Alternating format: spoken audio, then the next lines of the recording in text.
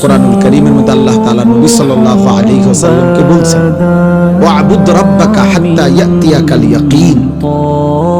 হে নবী, আপনি আল্লাহর ইবাদত করতে থাকুন। কতক্ষণ? হাত্তা ইয়াতিয়াকাল ইয়াকিন, মৃত্যু আসা পর্যন্ত। তাহলে ছুটি কই? ছুটি আছে কোনো? বিরতি দিছেন আল্লাহ? না, মৃত্যু পর্যন্ত আপনি আপনার রবের গোলামি করতে থাকুন, ছুটি নেই। মুমিনের কোনো ছুটি হয় না, ইমানদারের কোনো বিশ্রাম নেই। বাস্তব কথা এটা। হালাল দুনিয়ার বৈধ প্রয়োজন পূরণ করা, এটাও তার দায়িত্ব।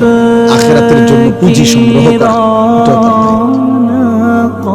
ব্যবসা আমার ব্যস্ততারই অংশ, চাকরি আমার ব্যস্ততারই অংশ, বউ বাচ্চার সংসার আমার ব্যস্ততারই অংশ।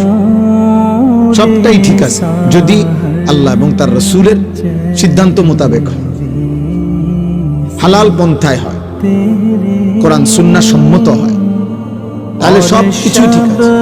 কোনোটাই আলাদা কিছু করার দরকার নেই। চাকরিও করবে, ব্যবসাও করবে, নামাজও করবে, সংসারও করবে, আল্লাহর বন্দেগীও করবে, খালাস।